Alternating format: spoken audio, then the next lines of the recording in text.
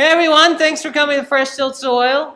Super excited to have Adam and Nicky from Unreal Brands, Unreal Candy, Unjunk. Let's give them a big hand for being here.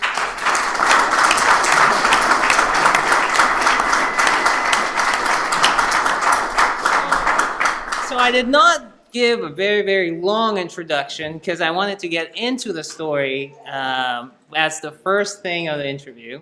And so I'd like to kind of start, you Adam and then you Nicky, just tell me about the time before Unreal Candy started, what you guys were doing, where you were at. So okay. Adam, start. So not probably the typical answer you're expecting. I'm not a pastry chef or a candy maker or a chocolatier. I'm a chef by trade. I'm obviously, given the accent, I'm not from around here. I'm Australian. I left Australia 13 years ago on a mission to basically prove the impossible possible, right? It sounds very kind of lofty, very intangible, but through my younger years as a chef, people would basically tell me very ridiculous things. They would tell me, you can't do this, you have to do it like that. And I would say, why, right? Probably just an insolent kid at that time, but the question had merit. So at one point, I think I was about 18 years old, I discovered that I had more questions than people could answer for me in Australia. So I went by myself, I headed to London. By the age of 19, I was executive chef of a fine dining restaurant in Notting Hill. Not because I thought people were finally recognizing my talents, but because basically they were desperate. All of the chefs had left. I didn't know that, and it was basically a baptism by fire. So went from London, then went to Dubai. Spent a couple of years in Dubai at a place called the Shangri-La. Executive chef for the fine dining restaurant. Then got transferred to Shanghai. Spent a couple of years there. Went back to Dubai for a year, then ended up in Spain. I was asked to take over the innovation lab, or one of the innovation labs of the El Bulli group. El Bulli being number one restaurant in the world for I think it was about 6 years. So my only job, my only customer in that position was myself, right? 98% of what I created ended up in the trash. The 2% was like giving birth to children every single day. Was fantastic, but the only, and that's the other child. That's the real child. So a life spent of proving the impossible possible led me to a telephone call one day with Nicky and his father. But that's my background. We'll get to that in a second. So okay, Nicky, just give us a quick. Right up until the point when Unreal Candy kind of came together as an idea, how old were you and kind of? Well, I was 13 years old. I just started homeschooling, which was really cool. Right. I had a bunch of free time. I could do what I wanted. Well, not really. I still had classes. But what kind of hobbies did you have right before? I was mainly playing tennis. Lots of tennis. A lot of tennis. And like candy. Yeah, a lot of candy. Too much candy. And then one day, I came home from trick-or-treating and I had all my candy. My dad, as usual, took away all of my candy. Well, he left me some. He's a generous soul. All right. And and this happens every year, and I'll find it in a cupboard or somewhere totally random. But this year I was kind of pissed because he'd done this every single year. And I said, Dad, why are you taking away my candy? He said, Nicky, come on, you know it's bad for you. I said, yeah, it's not that bad for me, though. I can prove you wrong. Peanut butter cups. How freaking bad can it be? It's peanut butter and chocolate. So I was homeschooled, I had a bunch of time. I went to go do some research. And turns out that there's a lot more, than peanut butter and chocolate in that package. So for the first time in my life, I had to go and tell him he was right, and I think that's the only time. That's the only time. That's it, huh? So still doing good.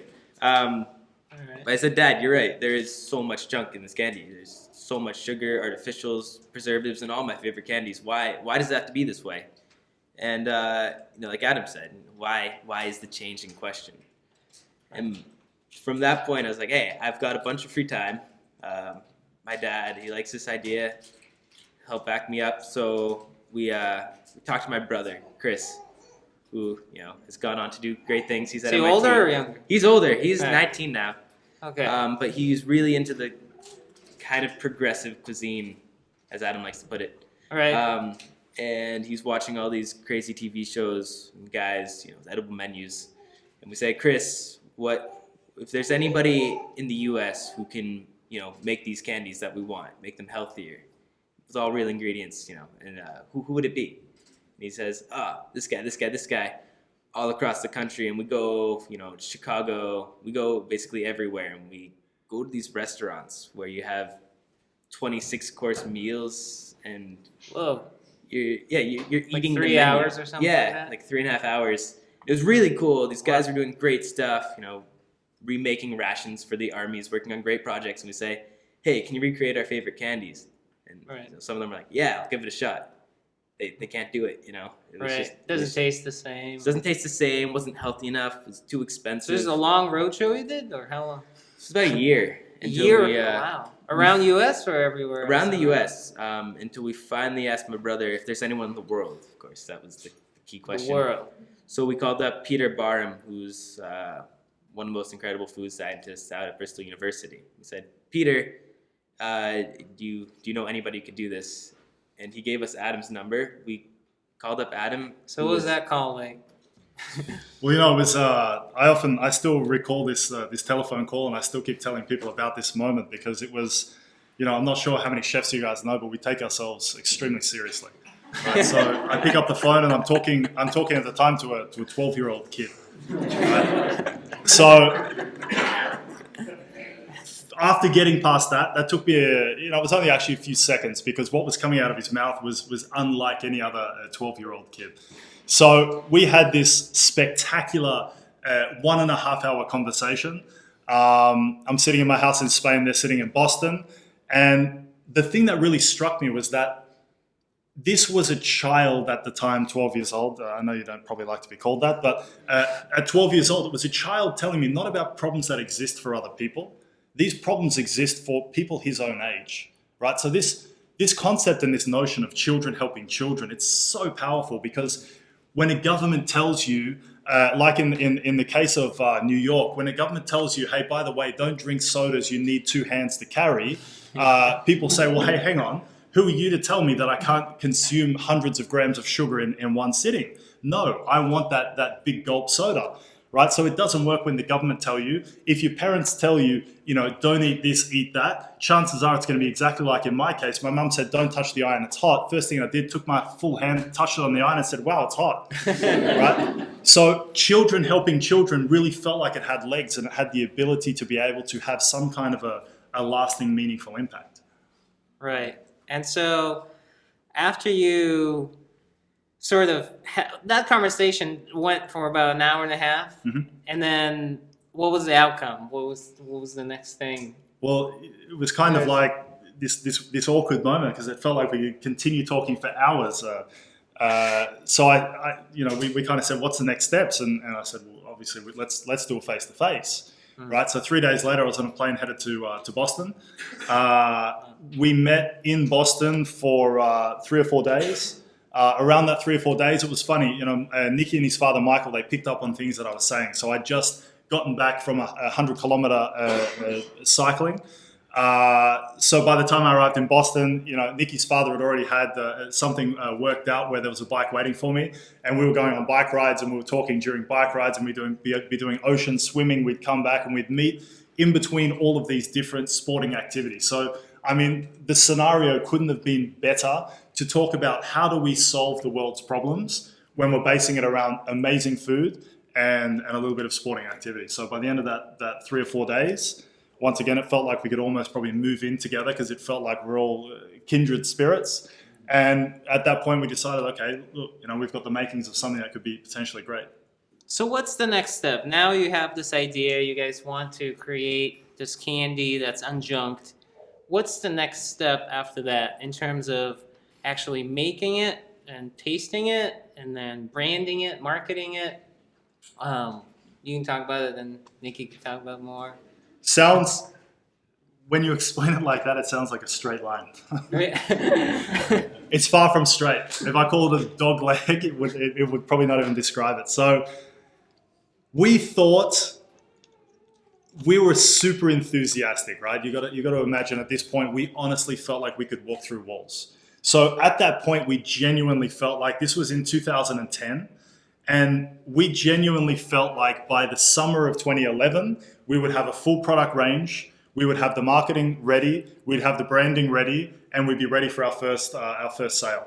So already, and absurdly or ironically, our very first meetings that we took those meetings. We got together in the October, and by the February, we were already sitting in front of the buyers. Our very first meeting, and you'll remember this one very well. The very first meeting we ever took was the president of Walmart, all of the key buyers from every category in Walmart, a room full of people that you couldn't pay to get into that room.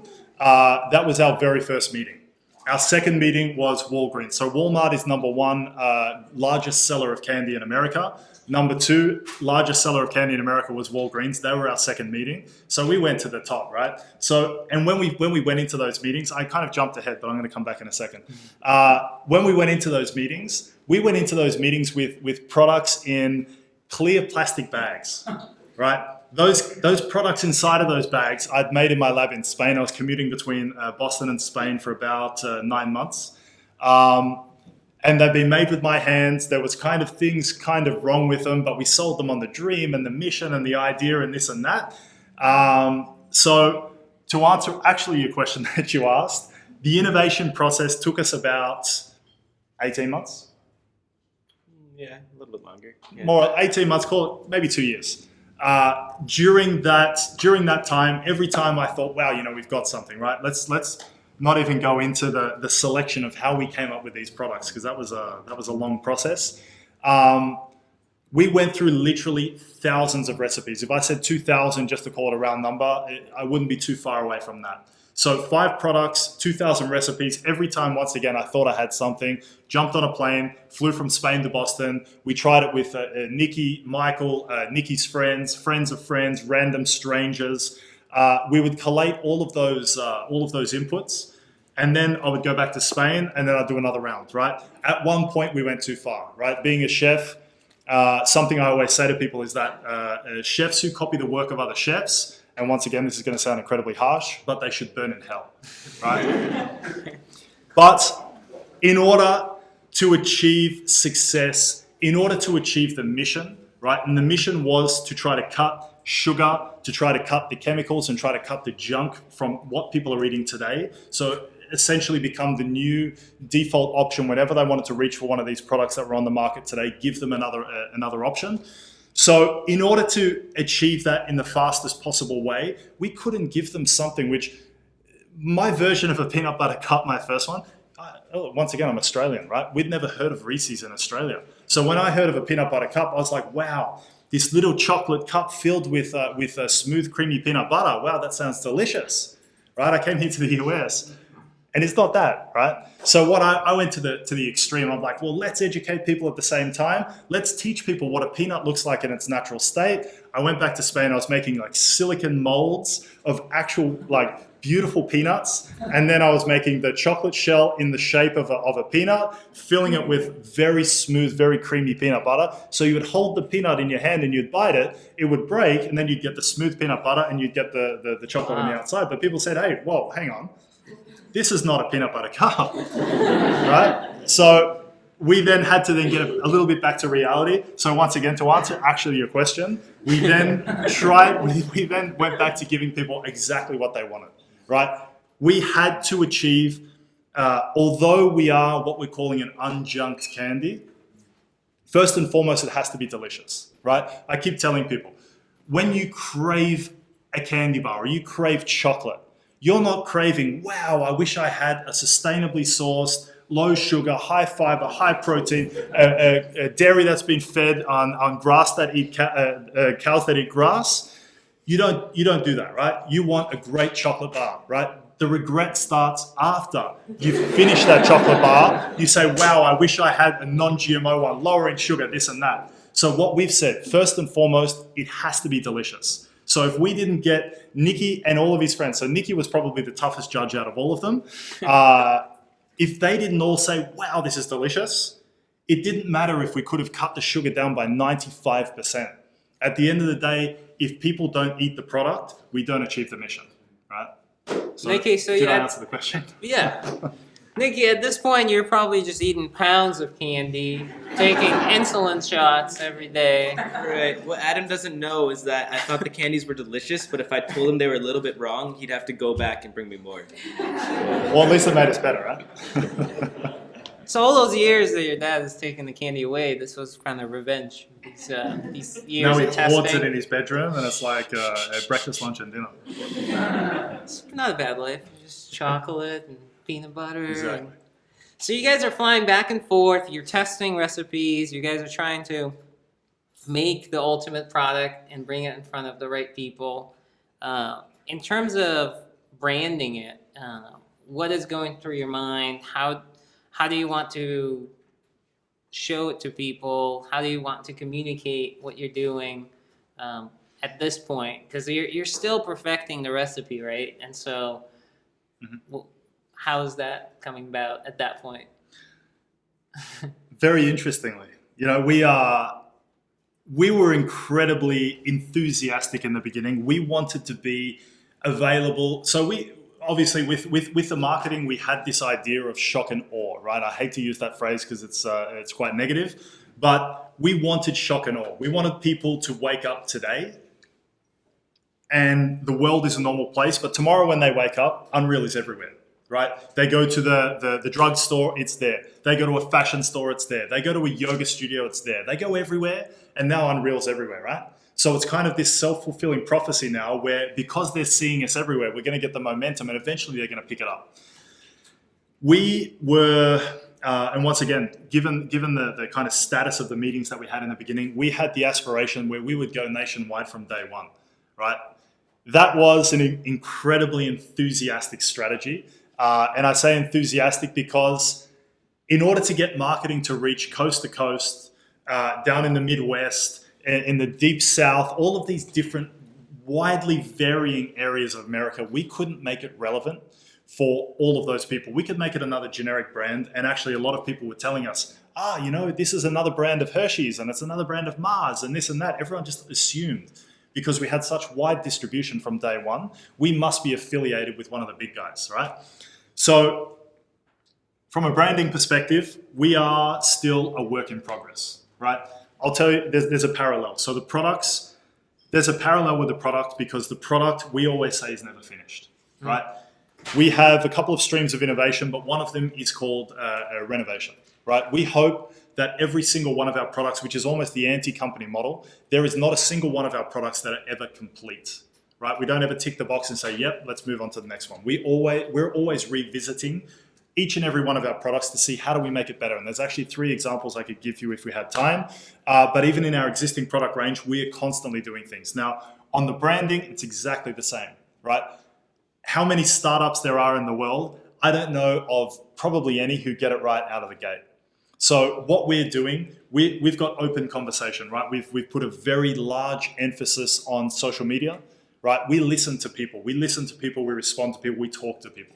When people are telling us, like, I'll give you one maybe a misstep in the beginning. We went after probably the most stereotypical market we could have possibly gone after. We went after the incredibly sexy millennial, right?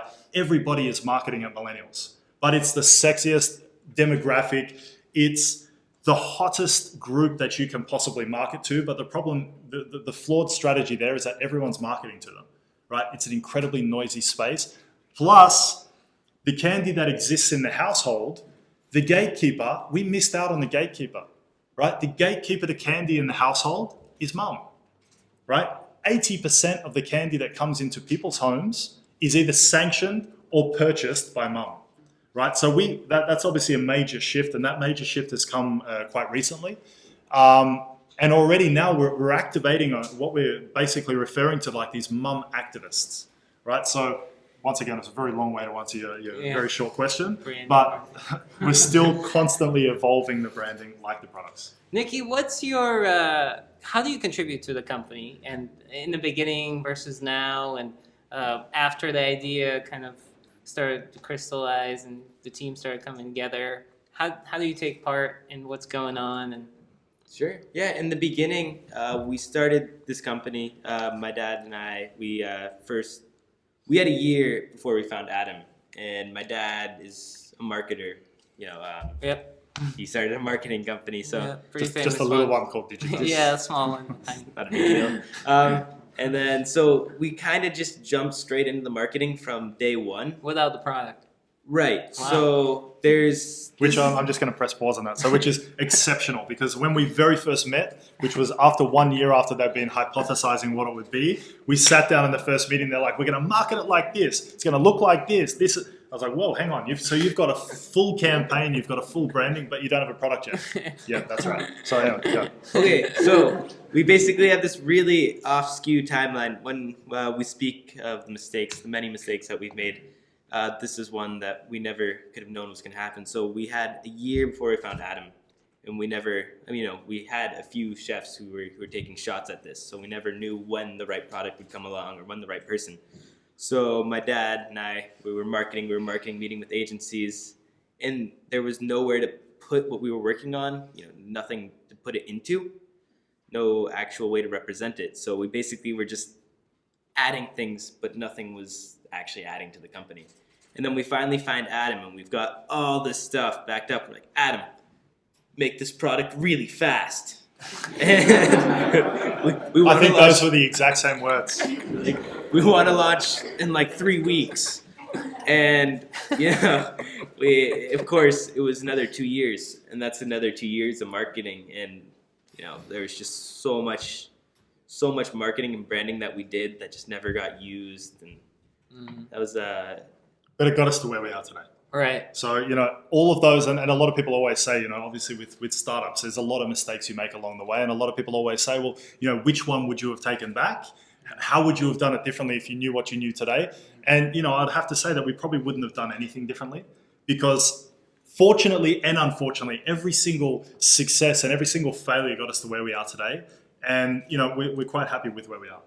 How do you choose a location where you manufacture this stuff once you start? Because I saw your video where you kind of go and show actual ingredients, right, where they're grown. But what was the process like in terms of choosing where they get manufactured and making sure that the ingredients are up to standard? So the company, we've got a few pillars that basically are the most essential part of doing business. First is we want to unjunk people's bodies, right? This word doesn't actually exist, but through unjunk, obviously, you start to get the understanding of what unjunking means. A couple of those very strong points were, obviously, we had to be much less sugar. So on a product-to-product basis, we're about 40% less sugar on average. We had to have some kind of meaningful nutritional impact. So obviously we've put protein, we've put fiber, which then balances out the glycemic effect. Less of that sugar that you're consuming goes into your blood, less spike, less crash. But through unjunking people's bodies, what we said was we can't destroy the planet in the meantime, because it's kind of, we're working against each other. So you're going to be healthier, but you're going to be living in an unhealthy planet. Right.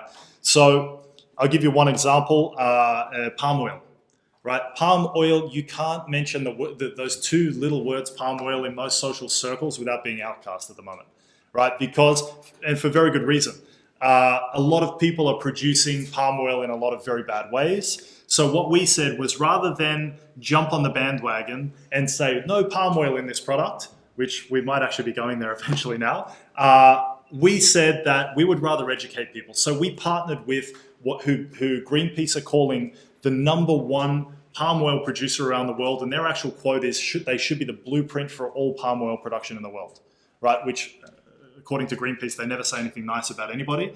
So it was a pretty big thing. So we did exactly the same thing on every single one of our products, right? The ingredients for us are the star of the show. We are not a finished product. We're not what we call a loaded bar. We're peanuts that we slaved over. Roasting the peanuts took us 18 months, right? It seems absurd. It wasn't in the oven for 18 months, but to find that perfect roast on peanuts, we went up 10 seconds, over 10 degrees. We changed the temperature, we changed the time. Then we also put it into the position with everything else it was supposed to be working with. Reason being is because, and this is where it's going to sound absurd, but we look at progressive cuisine, obviously being a chef, progressive cuisine forces me to look at a Snickers bar the same way I'd look at a carrot. Right? And it sounds absurd to think that a carrot is the same as a Snickers bar, but you open your mouth, you chew, you swallow, you digest, and you pass, right? So at the end of the day, they're both food. They can either do something positive for your body or something negative for your body. So what we said is we need to understand every single component of our products and beyond what they do in your body, where they come from, who's growing them, how they're doing it, and help educate people to understand, what are we consuming? We win not by how many candy bars we sell. We win by how much of an impact we make in, let's call it the local corner store, right? Somebody goes in there, the kid wants a Snickers bar, he sees one of ours and he's like, well, this one tastes just as good or better, reaches for this one, goes to the drink cooler, grabs a Coca-Cola, without even thinking, goes and he leaves. We fail, right? We fail because we've only managed to make an impact in that child's life or that adult's life wherever we have a commercial interest. So for us, it's not how many candy bars we sell. If that child were to go to the drink fridge, pick up that Coca-Cola, turn it around and say, whoa, 38 grams of sugar, phosphoric acid, I'm not quite sure what that is, and he reaches for something that doesn't have those things, we win, right? We don't win financially, we win on a moral scale and a mission-wise, because if we start getting people to think more about what they put into their body, it's going to be good for business, but it's going to be good for obviously the fellow human beings as well. So all the different ingredients get kind of made, you order them from different countries and they get manufactured in different locations, or? Yeah, so, sorry, I didn't even answer your question. So the way that we like to look at our products, it's very simple, right? Old-fashioned ingredients with modern techniques, right? Everyone looks at you like you're an idiot when you say, well, I want to put protein into a nougat. And I don't want to use corn syrup, I want to use an organic tapioca syrup. Or they question a lot of things. Well, you can add this because you don't have to declare it. You can put this and you can put that, right? I'm going to answer your question in a second. So one of the most important things that we ever decided, right? There was one, and I still remember exactly the setting. There was one question that Nicky's father, Michael, he asked me when I finally said, we're finished, we're ready, right? We're ready to launch. He said to me, great, Adam, if I were to feed these to my children every single day, how would you feel about that, right? And once again, the nature of a chef would be, yes, eat it. It's great. It's delicious. It's this and it's that. I'd gone through everything with a fine-tooth comb. There was, however, one thing that was niggling in the back of my mind. Perhaps there was something in there. I went back to one of the manufacturers and I said, hey, by the way, give me the actual chemical breakdown of that particular product. And I found one ingredient in there. And it was a corn oil, right? It seems very innocent, but corn oil wasn't on the back of our packet. So what I went back to him and I said, hey, by the way, you've got to get the corn oil out. And he's like, whoa, Adam, you don't have to declare it. And I said, well, at that point, I said, it's not what we have to declare, it's what we know. So for us, that one defining question that we ask ourselves when we do anything within this company is, would we feed it to our own children? To answer your question, the way that we selected our manufacturers, we went from probably about 200 manufacturers who make candy down to about 3 who could actually make our candy, right? Which was it was a very long process, and that was actually part of the process that took us the longest. Because once again, these were all very modern techniques with old-fashioned ingredients. The nature of the candy manufacturer is, hey, slip in some corn syrup, put all of these other ingredients, because even when people read the back of our labels, they say, whoa, hang on, you've got 20 ingredients. Michael Pollan's told us 5 ingredients, anything over 5 ingredients, don't eat it. I said, well, read. Rather than, sticking to 5 words, read what they are. If you recognize them, eat it. Right? In some of the best dishes that I do in my restaurants can have 30, 40, 50 different ingredients inside. They all come from the ground. They all come from nature. But it's about understanding your ingredients. So to answer your question, we went to find people we could partner with to manufacture these particular products who were capable of handling natural ingredients, who didn't have the desire to constantly be slipping in these other hyper-industrialized ingredients, and people who shared our same values of life, basically. Okay. Moving on to, I wanted to ask you a little about the a lot of the celebrities that you guys have actually on video and involved with you. Mm-hmm. Talk about your relationship with them. How did you get the product in front of them? Mm-hmm. Tom Brady, Matt Damon, a lot. Even Bill Gates, Jack Dorsey, Giselle.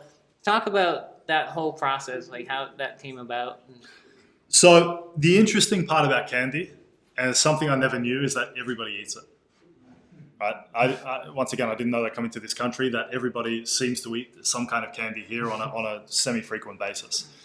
So Nicky and his father Michael are very good friends with Tom Brady and Giselle, but that really wasn't the genesis of the whole thing. So the whole better for you, making the world a better place, everyone wants to be associated with that, right?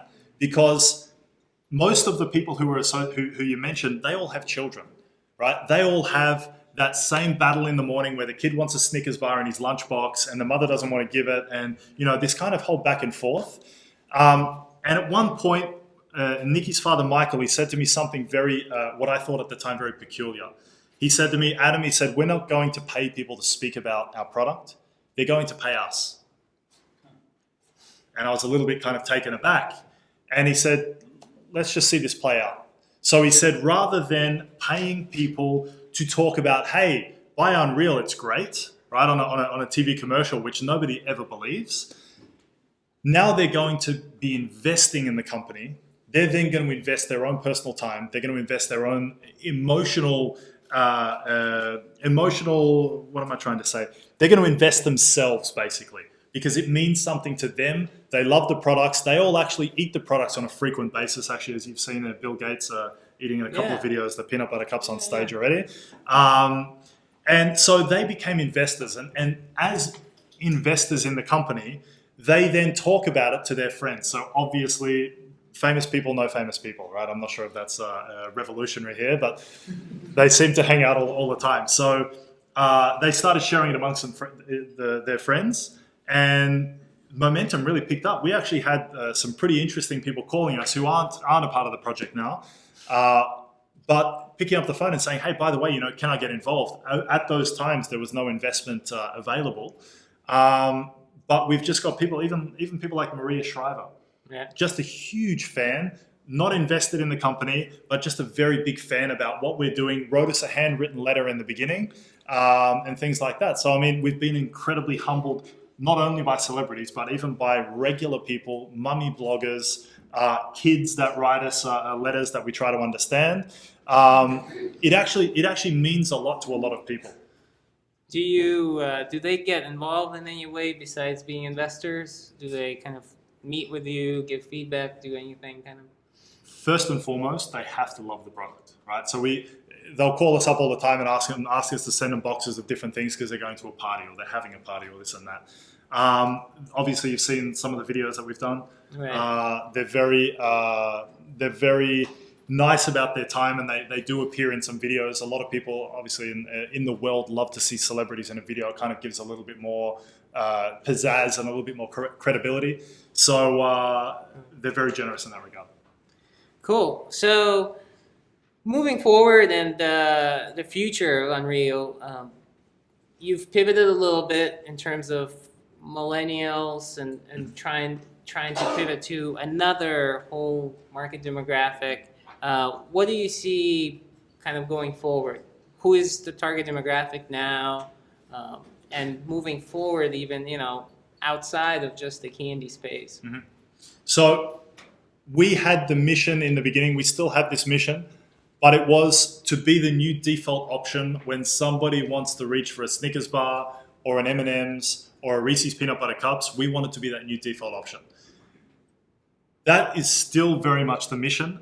But what we realized is that's a much slower way to get there, right? Because the vast majority of people reaching for those particular products, they're not really seeking better alternatives, right? They want that fix. And to a lot of people, that moment of indulgence, and even the National Candy Association will tell you that candy is a part of every healthy lifestyle, right? I'm not quite sure if I subscribe to that theory, but we then discovered that perhaps it's not those Snickers, Reese's, M&M's purchases. It might be those people who potentially have left candy, who said that, well, it's all filled with chemicals and junk and this and that. I can't eat it anymore. And they're trying to find another alternative, like probably a Whole Foods kind of a shopper. So a part of this new pivot is to essentially fish where the fish are, right?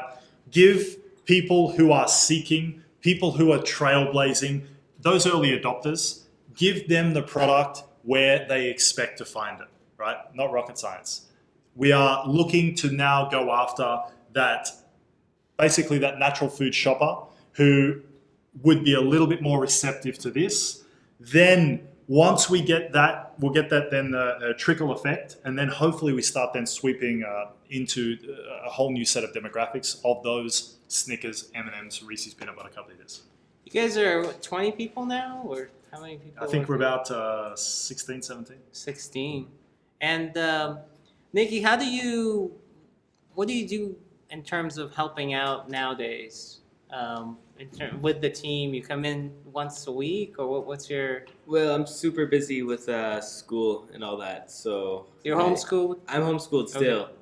but I've got classes from 9 to 6 with 30 Yeah, you were minutes, telling me an hour earlier. break, right? So It's like until 6 p.m., right? yeah, 9:30 to and then 6. homework and all that. But he does come on trips with me sometimes. We go to Spain sometimes. Anytime I get an email, any sort of cool. opportunity for an interview or an event. Wall Street Journal, you said a couple of days ago? Yeah, That's cool. yeah, Awesome. I love to And help he's out. always a candy tester. Oh, yeah. Candy testing. I'm one. always available for that. And so now you guys are in Target and CVS, and you guys are trying to go over after, different big chain stores type of. We, once again, through the enthusiasm of starting up, we went to so many different stores from day one. Now we're on really kind of a very focused strategy, right? We need to be meaningful for a certain set of people. Now, obviously, we're a Boston-based company. We have to be meaningful within the Northeast, because if we're not meaningful in the Northeast, it's very hard to be meaningful on the West Coast, right?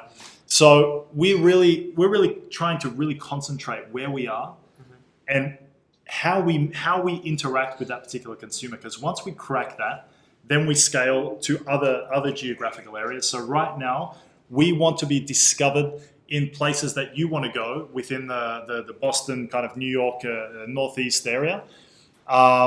Obviously, natural food stores, obviously Whole Foods, places like that. Once again, the strategy of fishing where the fish are and being meaningful to a certain set of people, Right. that's the new strategy. Cool. Well, I'd love to kind of open it up to you guys. You've been listening to the interview and probably have questions. Go ahead, right over there. Hi. How you doing? I come from a natural foods marketing background, actually, so I'm going to throw 2 questions at you. Great. First is, you talk about wanting to be very conscious of your environmental choices. So what have you done about the packaging? As soon as you started on that, I knew that was coming. So we're held back by one very key thing, which is we don't have preservatives. Sugar itself is a preservative, but colors, for example, as soon as UV light starts going inside, you start losing that bright color. And I can't even tell you the nightmare that we went through on the colors. So out of the gate, we had to start with something that would give us 100% barrier. Because being a perishable product, we have 9 months, for example, on our products where the competitor has 2 years. So we needed to make sure there was no air, there was no moisture, there was no UV. Now, What we are starting to do is I've connected with a company which use 95% renewable resources to make the film. I've been working with them for probably the last 10 or 12 months. Did you call the Sun Chips guys? No, it's another company made with plant cellulose. So I think it's coming from wood pulp.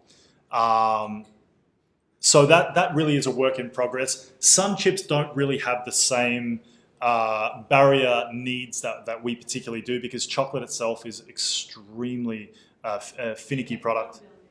What's that? Yeah, exactly. So it's a work in progress. As a part of that renovation model, our commitment is that we're constantly looking for ways like that. But it's a very fair question. Check out what Justin's is doing with their plants. That's an interesting one. We can talk about that offhand. That's look. There's no real politically correct way to answer that. We are being a chef. Imperfections for me, it's the worst kind of death, right? The peanut butter cups we call our canaries, right? The canaries in the mine, because we know within the supply chain if something's gone wrong, if the peanut butter on the inside isn't soft and creamy and the chocolate isn't hard and there's a snap. That particular product is extremely fragile, and anything less than what we've got so far from what we've tested gives us results which aren't particularly favorable. But we can continue that if you want. The other question too, on my marketing role, is perception. So it's interesting now that you're switching your market, because perception from a natural consumer is different than perception of a mass market. Correct. And so we're willing to pay more for the natural base than the mass market base. And I was introduced to your product pretty early on. And are you going to still support those mass market accounts? Because the perception is, even if it's 20 cents, it's 20 cents, and you have that hurdle. Yep. Are you going to support those mass? Long story short, we are really starting to pull back from most of those places which aren't going to help us build the brand. And we're going to focus in those areas where we can actually build a rock solid base with people who are actively seeking what we're hoping to bring, and really focus on giving those consumers everything that they need. Thank you. Richard, did you have a question? Oh, back there. Go ahead.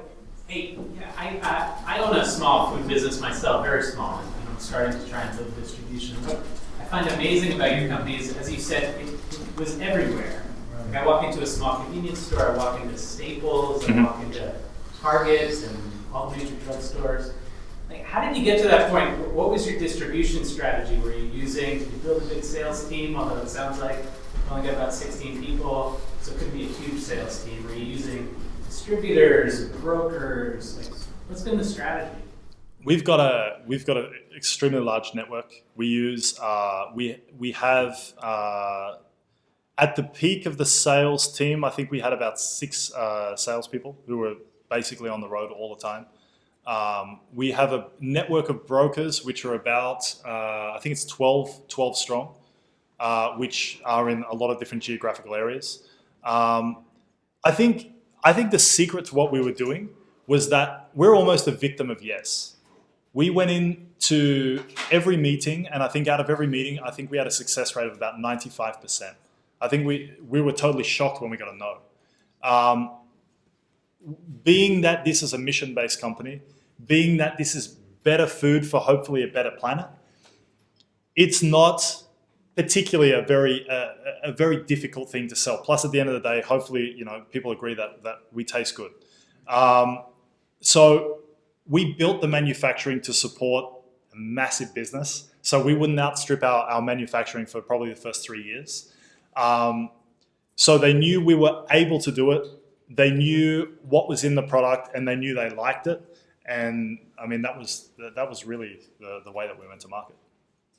Go ahead now. I got here a little late, so I apologize if No you problem. answered this question earlier, but what do you find was your largest obstacle or your most difficult obstacle to this point, and what do you anticipate being your largest obstacle, and how did you deal with it, or how do you plan on still today, marketing still seems to be that very difficult nut to crack, because there's no science, right? You can't say how to become meaningful to people. How do you become a part of their everyday life? Because something about candy that we realized early on is that it's a very emotional thing, right? There's a psychological reward mechanism in your mind, because when you're a child, you do something right, your mother, your mother gives something. I was at the gym yesterday morning, and there's a mother in there. I think it was 5:30 in the morning, and there's a mother in there in the elevator, and the child's screaming, and she said to the child, "If you stop screaming, I'm going to give you M&Ms when we get home." So there's many, many, many years which you're trained to say, hey, by the way, when you do something good, you're going to get a Reese's or an M&Ms or something like that. So when you're reading it, there's this whole psychological moment that you're rewarding yourself. Now, to get past that psychological barrier and to get them over to a different, perhaps a different tasting version of what they're used to, but better for you, is coupled with the marketing. That's always going to be not difficult, but it's always going to be the thing that we have to work on the most to adapt as and when we need to in order